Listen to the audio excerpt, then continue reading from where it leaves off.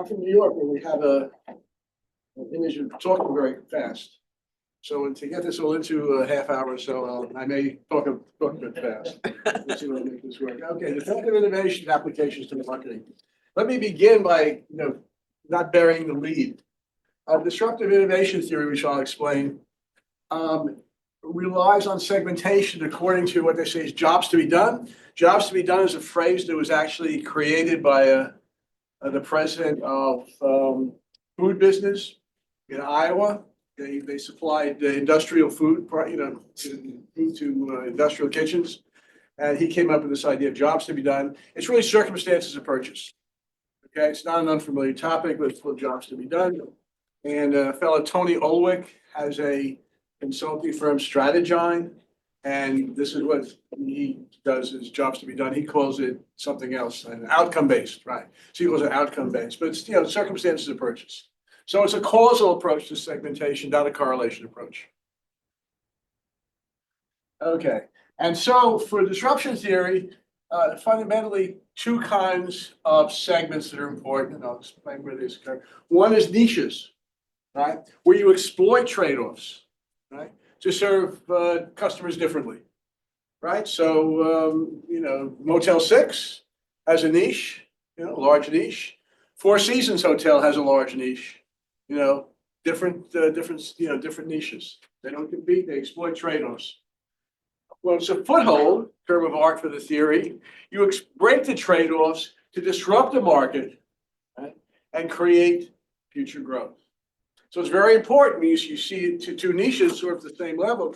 Is it disruptive? Is it a foothold that might really cause future growth? Or is it a niche, right? And I don't have to worry about it moving up market against it if I'm a competitor. So let's start. So first of all, we're talking about disruptive innovation. Well, what's innovation? That's one of those words that has many definitions. So I thought I would first see what Gilbert has to say. Okay.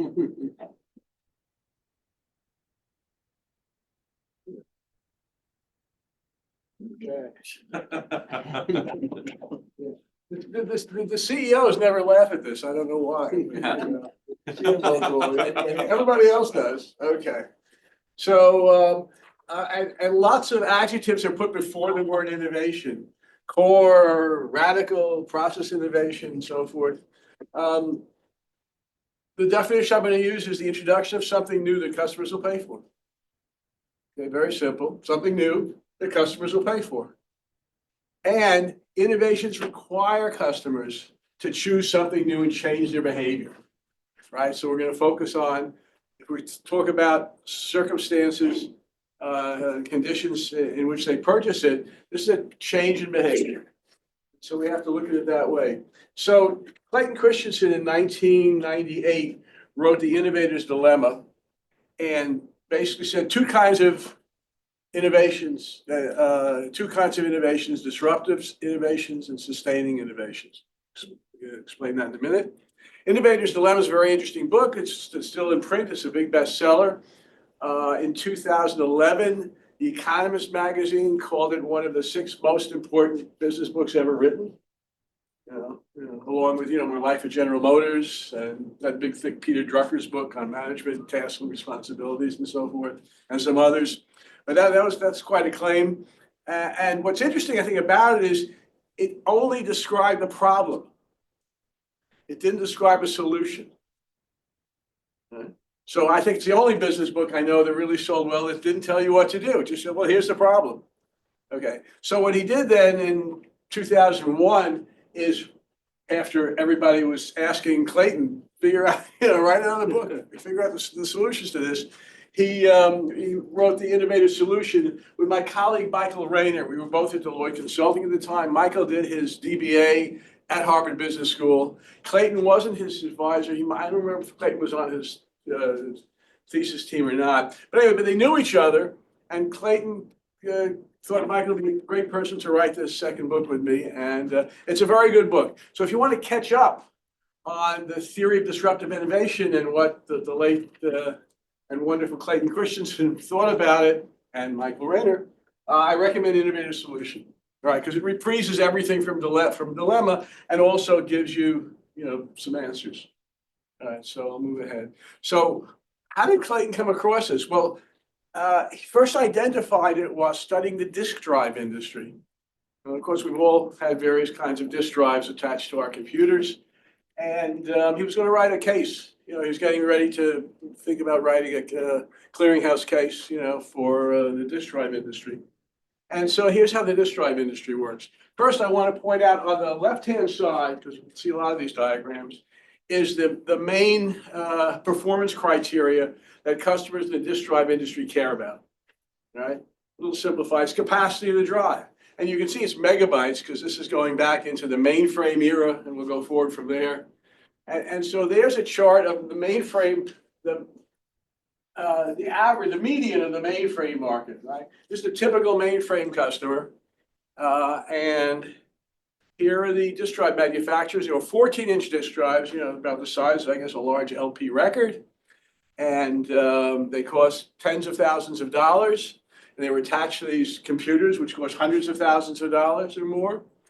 And you can see that the performance of the suppliers, they were just good enough for the average mainframe data center when they started in the late 70s, and they got better and better and better and exceeded what most of the customers want. But the most demanding customers, right, would take advantage of the more capacious disk drives. And so they were making a lot of money and doing great. Meanwhile, the mini computer market, which we now call servers, emerged. Right? They were smaller. The mini computers cost tens of thousands of dollars, not hundreds of thousands of dollars. They weren't in big water-cooled data centers. They were in offices, right? And they couldn't afford, or did they need 14-inch disk drives? So the manufacturers started making the 8-inch disk drive. And the folks who were making the 14-inch disk drives knew that the 8-inch disk drives existed. They called it Winchester Technology disk drives is what it was called in the industry. And they thought, well, not worried about them too much. But then as they got better and better, you see they're driving up market. They're getting better and better over time. And eventually, they displaced the 14-inch disk drives. They disrupt the market. All the 14-inch disk drive manufacturers went out of business. All of them. Right? And they were replaced because the mainframe market here, here we go. Whoop, sorry about that. Realized, let me go back and going forward in time, right? Realized that they could use these less expensive 8-inch disk drives as the 8-inch technology got better and better. And then, of course, what happened next? The Groundhog Day, right? Can you guess? Okay, desktop PCs came out. And PCs couldn't use 8-inch disk drives. I mean, the whole PC is, 12 inches or 14 inches square, and only cost about, at that time, probably $3,000. And the 8-inch drives cost, maybe $10,000. And so they developed 5.25-inch drives. And in fact, some of these 5.25-inch drive companies were founded by the folks who had been managing the 14-inch drive business. And of course, they got better and better and disrupted the mini computer market for drives. The folks in the developing the 5.25-inch drives had the pleasure of disrupting the people who disrupted them. Right? So they'd seen this before. And then what happened? Laptops, notebook market came out. Couldn't use those 5.25-inch drives. 3.5-inch drives emerged and ultimately disrupted the 5.25-inch market. And how come the 5.25, the people managing this business for 5.25-inch drives, right, got disrupted just the way they had disrupted the other people? I mean, what's wrong here? Why aren't managers learning? Would we have done that? Well, there were two reasons why you still got the managers have handcuffs on. One is this technology, whatever the established technology is more profitable, right, than the cheaper technology that's coming up from the bottom. right? So if you're in the say the 8-inch drive technology, the 5 1/4 are coming up. See, wait a minute, we're making 8-inch drives for our best customers. Our best customers want more and more capacity. So we're making our drives with more and more capacity. We're listening to what our best customers want. Isn't that what you should do? And I don't see this as a disruption. Going from an 8-inch okay. to 5 1/4 inch. I'll say one thing about I that. have 8-inch, I have 5 1/4, 3.5. I don't think of myself as a disruptor. Okay, let me just say one thing about that. If Clayton were German, he would have had an advantage because he used 2 English words, disruptive innovation, in a particularly technical sense, which I'm going to describe, which I'm going to try and describe. So the way Heidegger said, in der Welt Dasein, where he could have just said Dasein, which in German, German speakers means existence or being. But he didn't just mean existence or being, he had a more complicated definition. So in German, you can make these combined words. So if Clayton could have said disruptive innovation something, right? So this is so I think what I'll try and do is explain, this is the beginning of the explanation. Let me explain a little more, and then we'll come back to it and see if we think it's disruptive. Okay, thank you. Okay. So same thing, he looked at other industries. Same thing happened in the steel business. As you know, US Steel now, Japan wants to buy, Japan Steel wants to buy US Steel. There used to be great firms like Bethlehem Steel and US Steel, huge parts of, Dow Jones, the Fortune 100 companies in the United States. They're mere shells of themselves now. What happened? What happened was that the integrated mills, these huge integrated mills making steel, suddenly found them small competitors, mini mills. Mini mills use electric furnace technology, right? Which is much cheaper than the big, coal-fired technology of the big mills. But it couldn't make much more than the lowest quality steel, right? Rebar, the stuff they put in concrete. And you never see it again because they put it in the concrete, they pour the concrete, and it's done, right? So that's the cheapest steel. It's about 4% of the market. So they got in there and they could make rebar cheaper than Bethlehem and US Steel could in their integrated mills. So what did US Steel do? Did they lower their rebar prices or anything? They said no. They said thank you to the mini mills because they dropped that 4% low profit line, right? And their overall return on invested capital increased. All the analyst says that's great. Rebar is not a very, rebar is taking your focus away from these higher margin products. Right? And then, of course, what happened is the manufacturers of the electric arc furnace steel said, well, geez, if we could just make a little better steel, bars and rods, we could catch another 8% of the market. And they worked very hard at it, and they did. Now, there were 2 companies there that are interesting. Venki last night pointed out to me that, of course, in any of these, there's not just one company here. There are lots of companies. And there were two that were interesting with Nucor and Chaparral. Chaparral almost got an HBS case written about them. They decided they would become the world's best rebar manufacturers. And they put in a big 6 Sigma program, quality improvement program, cost reduction. They were just focused on being the best rebar manufacturer. And they were. Meanwhile, Nucor, another one of these companies, said, no, we're not going to put a lot of effort into rebar. We're going to try and see if we can keep moving up market. And they focused their engineers on going up market. And then sure enough, they can make structural steel. Right now, it took them, about 10 years to figure it out, but they did. And they made it cheaper because the electric arc furnaces were more efficient, cheaper than the Bethlehems and US Steels. And now the Bethlehems and US Steels were worried. Some of them started buying, working with electric arc furnaces, but it was too late. And then, as you can see, eventually, they were able to make sheet steel, the things we make, washing machines and automobiles and so forth, the most expensive and highest quality steel. And at that point, Nucor's market cap was equal to all the incumbent steel producers combined. Okay. So this effect Clayton saw in many areas.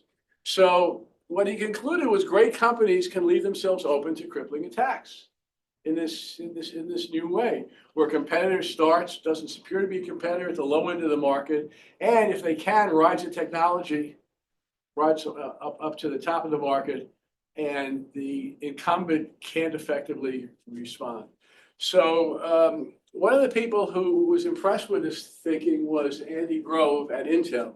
Now, this is when, I mean, we look at Intel now, this is when Intel was on top of the world. Okay, Intel Inside, and all, they were doing great, absolutely great. Andy Grove, a wonderful guy, another refugee from born in 1936, refugee from Hungary. There was Szilard, John von Neumann, Edward Teller. There was this whole group of remarkably talented Hungarians who came thanks to Hitler's policies in the 30s and contributed to our country, including Andy Grove. So Andy, there's Clayton and Andy. Clayton, he's not standing on a box. Clayton was 6'8", right? And Andy read this, and he read the book, and said, "I want you to come out and look at my business. I think I have an issue which is relevant, and I want your advice." So Clayton did, and Andy concluded that if you build a company that consistently exceeds the expectations of your best and most profitable customers, you're doomed. Why are you doomed? Because you're going to keep focusing up and more, more and more higher performance and higher performance and higher performance, right? And if there's a disruptor at the, get a foothold and work their way up, like Nucor did in the steel industry, you could get disrupted. And Andy had data, all right? So why do you believe that Intel could be disrupted? All right, here's some data on the processors of that period. Right? And you can see when the 83, 86 came out in 1985 or so, it was in the market for 75 months before they replaced it with a faster chip. By the time we're up to the 2000s and we're into Pentiums, the Pentiums in the market only 8 months. What's happening is your most demanding customers, say the ones building servers, right, who need the fastest chips. Your most demanding customers are willing to pay the $600 or $800 or almost $1,000 a chip because they need that performance, right? So they soak up the demand right there. The rest of the market doesn't need it, right? So this is this price discrimination issue, right? Yeah. Right. So at that point, they cut the price of the Pentium, and then they cut the price of the Pentium, and then 8 months later, they replaced it. So Andy says, he says, having read the book, I think we're vulnerable to disruption because we're making stuff for our best customers, and maybe we could get disrupted. So he let's take a look at Intel's response and what happened. So there's the basis of competition. Okay, processing speed and power. Power has to do with a few other variables, but mainly think of the processing speed of the chips. And we have a market where we have servers as the most demanding segment of the market, and PCs is the less demanding segment. Right? So Intel's always making chips, thinking about what do the server guys need, and then we'll sell the rest to the PC market. Okay. So there's Andy and Intel, and here's what they're doing. Right? As we saw, they're making faster and faster chips. And so then what happens is you get overshoot. You exceed the needs. The line in the middle represents sort of mainstream market. You exceed the needs of the mainstream market. Right? You exceeded their needs by talking to your best customers and doing what your best customers tell you. Okay. There's AMD. Larry Saunders, the president of AMD. Both of these companies came out of Fairchild Semiconductors, where a group of engineers left the company and started Intel. Another group started AMD. And Larry Saunders isn't an engineer; he's a sales and marketing guy. Okay, and to come, he said, if you want me to join you in this new company, you got to make me the president. And they swallowed hard and they said, "Okay, we want you to come." So there's Sanders, and they come out with the K6 chip. And it's a cheap and cheerful chip, right? Its performance is just about good enough for the PCs, but it's cheap. So they sell a lot of K6 chips. And Andy Grove says, listen, we looked at the technology there, and you know what? They could keep making it better and better. Right? And since we're overshooting the market now, they could take our market share in PCs. It won't be Intel inside anymore. It'll be AMD inside. Right? Because the PC makers aren't going to buy my high performance chips for $800. They'll buy the K6 chips for $300, and the customers will be happy, and I'll lose that market share. So what did Andy do? Okay. His response, having understood this, was both to sustain and disrupt. Right? So he kept making faster and faster chips for his service segments. Right? He needed faster and faster chips. But he also came out with a Celeron, which was a cheap and cheerful chip, which also had the potential to move up market, but it really it knocked AMD cold, right? Because I can buy the same chip from Intel, I can buy from AMD, it's the same price, and it performs as well. Well, but buy from Intel. And so probably a brand issue, And so that's what happened. So Intel was successful. To make this happen, Andy had to do a couple of things. First of all, he had to have the chip designed in a lab in Israel, because the engineers in Santa Clara said, we're real engineers. We build faster chips. We don't build cheap chips.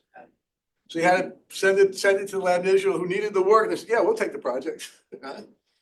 And Clayton made about 40 trips out to Santa Clara to talk to groups of engineers in rooms like this, right, to explain disruption theory to them, to convince them that this was a real business issue to which Intel had to respond. Right? And it was about 40 trips to another group, and bring him out there, and to get his engineers to understand why he was making this change. Some of us came on Southwest Airlines. We know that Southwest Airlines started by serving least demanding customers. Originally, it was customers who might have taken a bus from here to Phoenix or something. I don't know what's sort of in bus range here. A long bus ride, but who wouldn't want to spend the money, go to the airport, for an airplane flight. So Southwest figured out how to provide flights for those customers and make money at a much lower price than the incumbent airlines. So what they do, they used the smaller airfields, right? They didn't go to the main airfields. They found smaller airfields with lower pricing for their slots. They used one kind of plane, the Boeing 737. So all their maintenance people only had to deal with one airplane. All their pilots only had to be certified on one type of airplane, right? Whereas the incumbents had multiple airplanes from multiple manufacturers, and they had policies like no reserve seats, right? Because the idea was to turn. One of the ways you make money is to get that plane back in the air as fast as you can.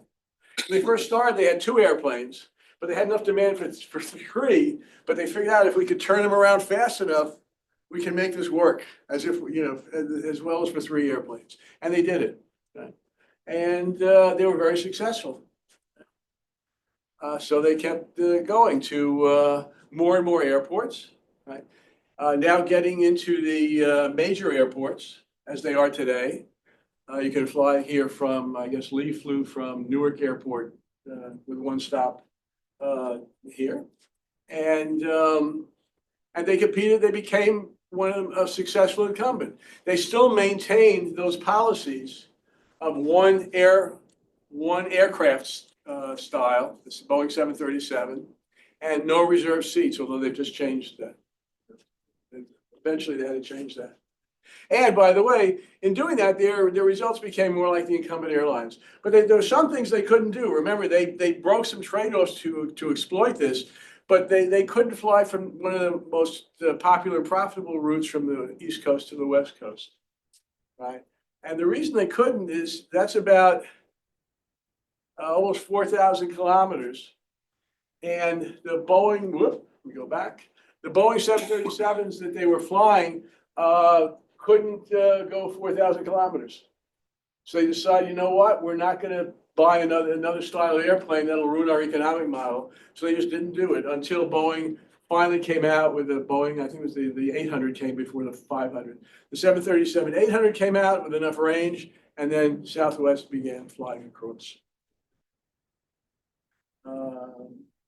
Okay, another example. Angioplasty versus bypass surgery. Angioplasty is when they put a little stent in your artery. If your artery's got a little clog and you're getting a little chest pain, all right, and there may be, given our demographics here, there may be people with stents. It's a great technology, right? And it's a little cage that they introduce through your circulatory system with a long string-like thing up into the artery that needs to be expanded. They've set it there, it expands, opens things up, and you feel better. So the solution before that was bypass surgery. You know, where they have to take some veins or arteries out of your leg, open you up, big chest, big operation. Bill Clinton, I think, had a four-way bypass after all those, McDonald's hamburgers. And it's very serious surgery and expensive and risky, right? So, by the way, here's what happened over time in the 2000s.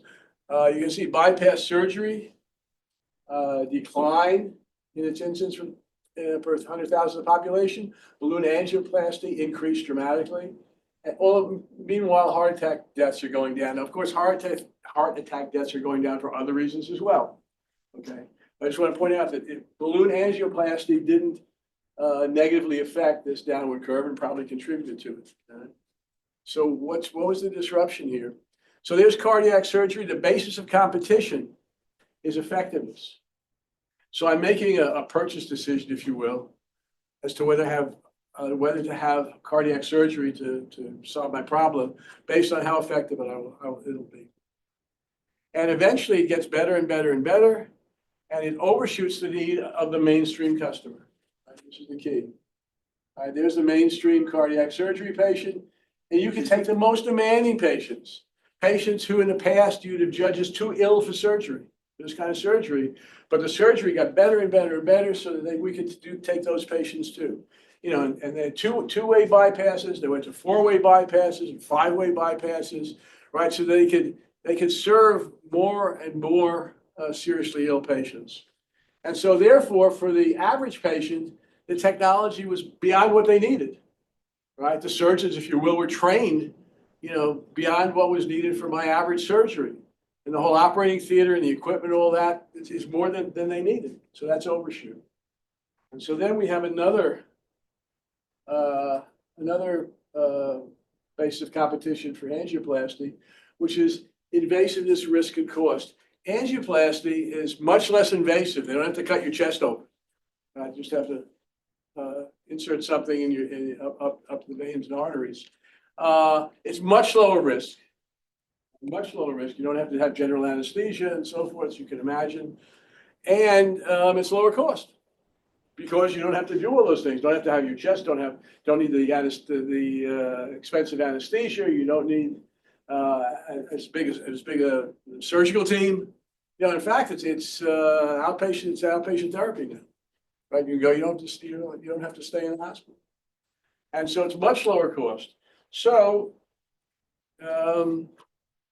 angioplasty, then, as you can imagine, got better and better. The metal of the stents, they found ways to make the stents better. They coated them with materials which prevented the artery from sort of growing back over them. So they had coated stents. The mechanical designs of the stents were improved. The techniques by which they introduced them into the artery were improved. And they just got the same thing as we've seen with every medical technology, got better and better. And therefore, it started with a foothold. So I talked initially about niches versus footholds. It turns out it was a foothold because they could execute an upmarket march as their technology improved. Give me 5 minutes. Okay. And then eventually people who would have chosen cardiac surgery were choosing angioplasty. So this is a slightly different kind of disruption because this is a new market disruption. A new market was created from where eventually customers came from the existing market of cardiac surgery over to this market. Not like the disk drives or something where they're all in the same market and, disrupting each other. Okay. All right, so that's Clayton's definition of disruptive innovation. And now I will, let me talk about contingencies and when to use what. What is the answer? Because I mean, there's a new one that somebody brought up here yesterday, which is bariatric surgery. So people who are obese, they don't need surgery anymore. And all the bariatric Same thing. surgeons are losing their jobs. So what should they have done?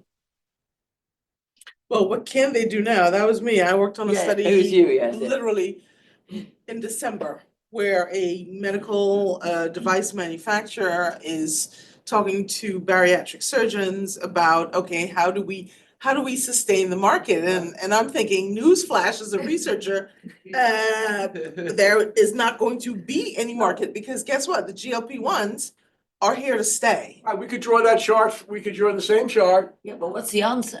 No, the answer is the number of, what happens to the cardiovascular surgery is a specialty. The number of practitioners, I have a slide, put the slide in, the number of practitioners just declined over time. It's one of the surgical specialties which is not only is it not growing, it's shrinking in terms of number of practitioners.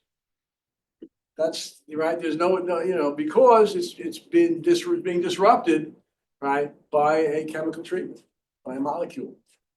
So I think it's be the same chart, What's the solution? same chart.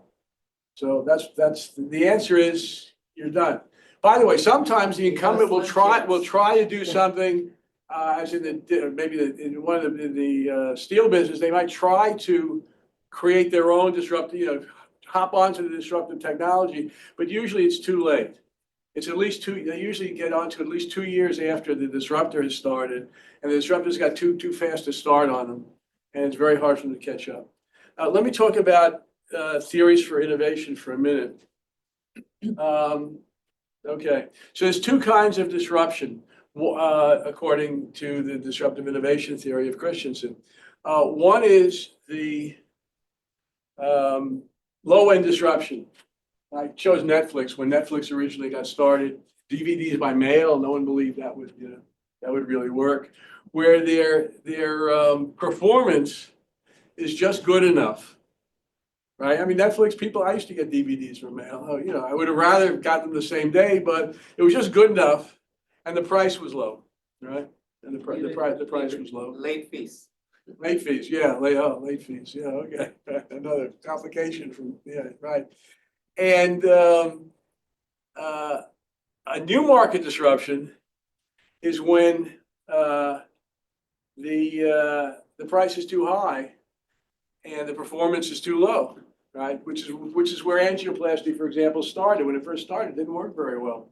And I have a mobile phones there. I remember when I first got my first mobile phone, it's a long time ago now, probably late 80s. And Big phone. the brick phone, the calls dropped off all the time. The voice quality was terrible. I think it cost 75 cents a minute or something. Who knows? I mean, it was very expensive. Right? And actually, mostly all I used it in the car. The car phone worked better than the one you could carry around. But I got one anyway. Right? Because I was driving from New York to clients in New Jersey, AT&T and Bell Labs, and I could use that 45 minutes to talk to the teams, even call clients. I could use that 45 minutes instead of listening to music on the radio. So for me, even though the price was too high for most people and the performance was too low, I was in a segment that started with that. And of course, then the price dropped, and as prices dropped and so forth, the market grew. So there are two others. So let me just, in terms of which theory to use, and this is my argument for contingencies in innovation theory, there are other situations where disruptive innovation is inappropriate. Okay. And I'd say one is Tesla, where the crossing the chasm model is probably a better model, where there are initially some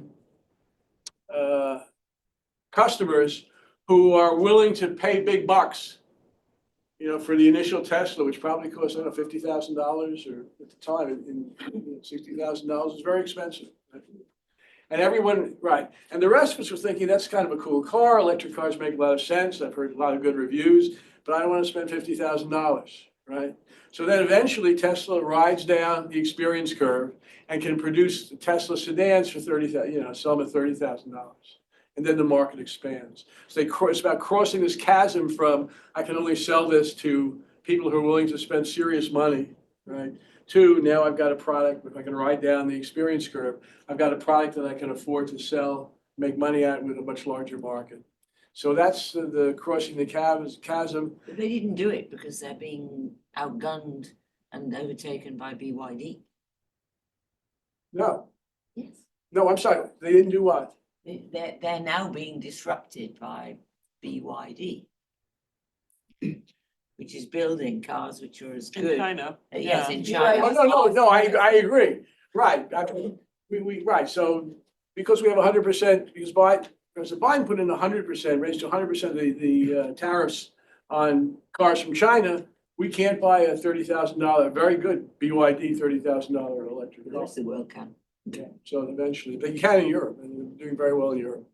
The other approach is diffusion, okay? And diffusion is based on observations about farmers using improved seed corn in the 1940s in Iowa.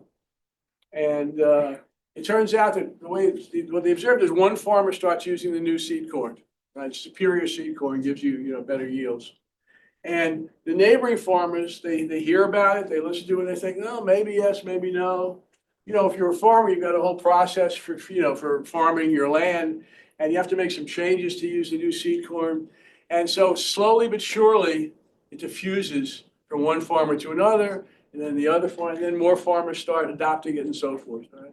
And this was from the 40s. This has been studied in other markets where the same effect occurs. And so Uber, I think, was probably like that. Uber was not disruptive. Uber was just a better taxi. It wasn't a worse taxi or a more expensive taxi. It was just a better taxi, right? In cities where you have taxis, you call them up, you know the price in advance. They show up, they take you where you want to go. It works great, just like a taxi, right? So it's not disruptive. It wasn't disruptive in any way. It was competitive and it was better, right? So it was diffusion. So some people started using Uber, and then their friends started using Uber. It was pure diffusion. Finding disruptive by the fact that an incumbent or a market leader has to go out of business or. You don't have to go out of business. Okay, I mean, US Steel is still in business. I don't see how Uber is not disruptive, to be candid. I think they're disruptive. I thought they were Because they fairly. came in and they were difficult. The service wasn't very good. You had to wait forever. Yeah. I'm just curious, I'm just trying. Okay, all right, now this is an empirical matter. I don't know enough about the early days of Uber, Oh, okay. okay, to answer were they, if that was true. I'm sure it was true. I knew it was true. Well, I okay. remember waiting for Ubers. I lived in San Francisco in the Bay Area, so I used it early. With terrible taxi service. Yes. Yeah, you were awful. So hard to I believe. think maybe it's. My assumption was, that, pretty much early in the game, Uber, had its game down, maybe not. I think your chart earlier had the basis of competition, right? Yeah. And so if the basis of competition is simply getting from point A to point B, Yeah. that was not, but the disruption, if you add in the whole seamless customer experience and the painless, Yeah. Then it was better. then it is better. In that sense, it Yes. is a disruption. No, hang on, if it's better, it may or may not, well, we'll get to that, all right. So, We're actually at time. okay, so that was my quick introduction to Christensen's models for disruptive innovation. It works in many industries. Right? I'll get more data about Uber, and I'll include that, in some notes. And thank you very much. This is the message to marketers. That do not focus on your, and it's like it has a very interesting and disruptive message for marketers.